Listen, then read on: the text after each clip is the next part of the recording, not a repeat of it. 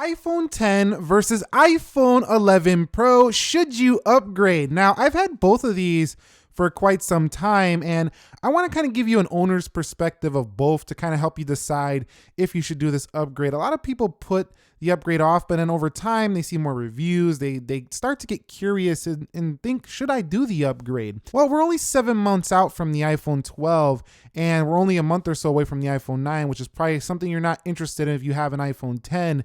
But let's start with the body differences. So when you first get the 11 Pro, the first thing that I've noticed just overall from this phone is just the backside. So on the iPhone 10, you do feel like a glass material. It does feel a little bit slimy if your fingers get greasy or anything like that. If you have a case on, you don't really feel it that much often though.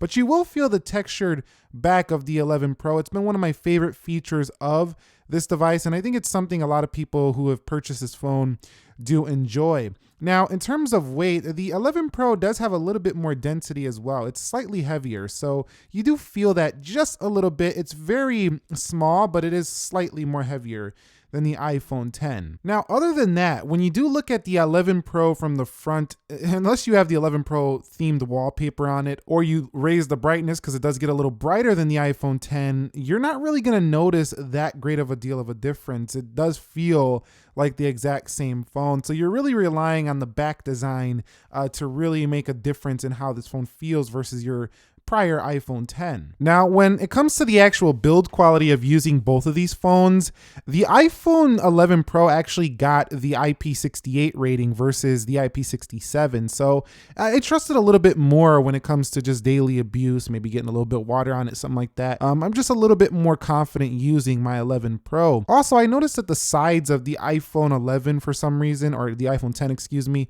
scratches up a little bit easier than this 11 Pro for some odd reason. But other than that, I cannot really say there's a big difference in the build quality. They both feel super premium with their stainless steel sides. They have very solid build, and they don't really creak or anything like that. So yeah, if you're buying the 11 Pro coming from your 10, you're not really going to be updating that much in overall build quality. And one thing I will note that has been an issue for me is that if you don't put a screen protector on the 11 Pro, the screen scratches very easily, even easier than the iPhone 10. So keep that in mind. This phone needs a screen protector. The screen does not crack as easy as an iPhone 10, but it does scratch easier. Okay guys, so when it comes to their displays, there are some notable differences I've noticed from using the iPhone 10 to the 11 Pro. Number one is the major increase in brightness, and I'm talking very noticeable. We're talking like 625 nits to like over 800 nits here on the max brightness. So you will immediately notice like, wow, the iPhone 11 Pro is super bright. If you had issues with the iPhone 10 not being bright enough in, say, sunlight, for example, it's definitely noticeable, and you're probably never gonna have to put this to the max unless you really just wanna use it to its full potential because it's super bright. The next thing that I don't really like about the 11 Pro from using the iPhone 10 is this haptic press. Now I know it's the future,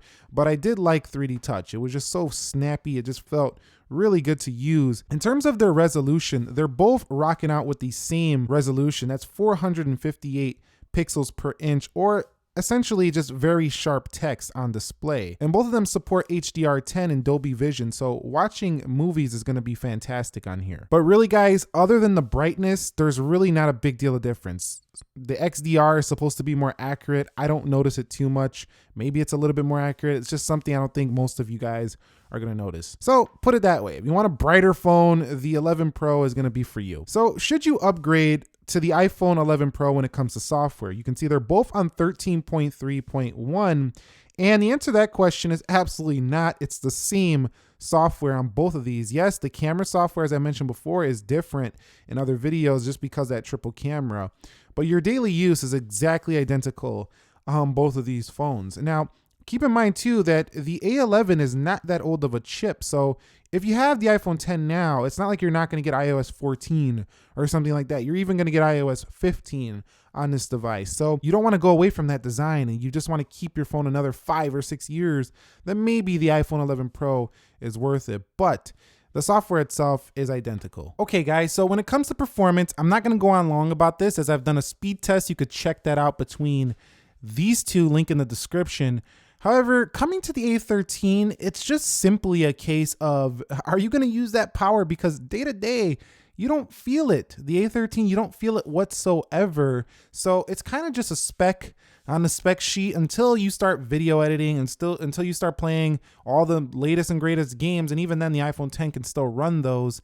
The A13 is just not that useful at this point in terms of, being so much faster feeling. I just don't see it between these two. They both feature a good amount of RAM, 3 gigs on the iPhone 10, 4 gigs on the 11 Pro, but neither is enough to not stop these phones from reloading. Both of these will reload applications if you got too many open. Now, on the topic of storage, this is actually the 256 gigabyte version of the 10. That was the max one you could get at the time. I never really used most of the space. Now, I think 64 gigs starting at 1,000 is ridiculous for the 11 Pro. So I would spring for the 256 gig if you are going to keep the phone a very long time. 64 is enough for just, storing some local apps, some of your favorite apps, and maybe taking 1,000 photos or so, putting on 1,000 songs or so. But once you start, getting multiple apps, you start loading it up, you start doing iOS updates over and over again. Sometimes it decreases the space. I mean, it just gets annoying to have to keep looking at your storage with 64. Now, the average user is not going to use that much, but I don't know if you're the average user if you're buying a $1,000 phone. I would say if you are going to invest this type of money into a smartphone like the 11 Pro, just get at least a 256 gig version. You'll thank me later when you're itching for storage and then you're watching all those YouTube videos. How do I save storage on my iPhone? And so should you upgrade to the cameras? Now, I know this seems like a obvious upgrade right here. Nick, why are you even talking about this? This is so obvious. The thing is that it's not so obvious. And the reason why is that the 11 Pro is somewhat of a red herring. You see it in the store and you're like, oh yeah, I gotta have that. But then, it fades off after a month or so and you realize you're not really even using this to the pro potential. And you start to scratch your head and think, did I really need all those cameras on my phone? Really good camera on this phone. I mean, a lot of people loved it. It had telephoto zooming on here. Fantastic photos, fantastic videos. I never had an issue with the iPhone 10. As a matter of fact, it was my favorite camera on a phone for quite some time. Now, the 11 Pro does take it up quite a bit for that wide angle. Now, wide angle is super useful for some people, but sometimes you forget to even use that feature. Now, the telephoto is still here as well, and Apple did really make this for pros. I mean, you have this nice zooming feature here. You also do have the ability to change your aspect ratios. These are things pros care about. So it is in the name. Also in video, you have the ability to change your video settings. So this really is geared towards the pro user when it comes to the iPhone 11 Pro. So yes, the quality is improved. The selfie camera is far improved over the iPhone 10, and that's a big reason to go for the 11 Pros if you care a lot about the selfie.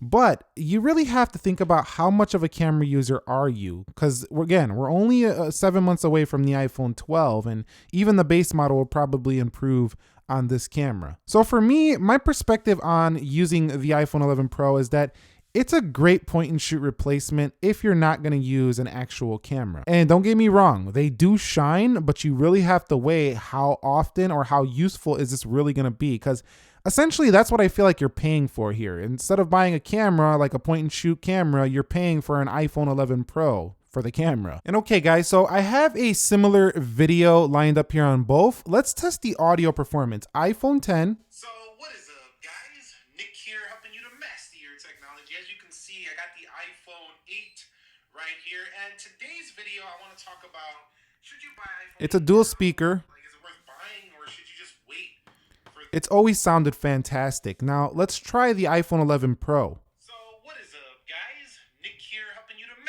Technology. As you can see, I got the iPhone 8 right here, and today's video I want to talk about also a dual speaker.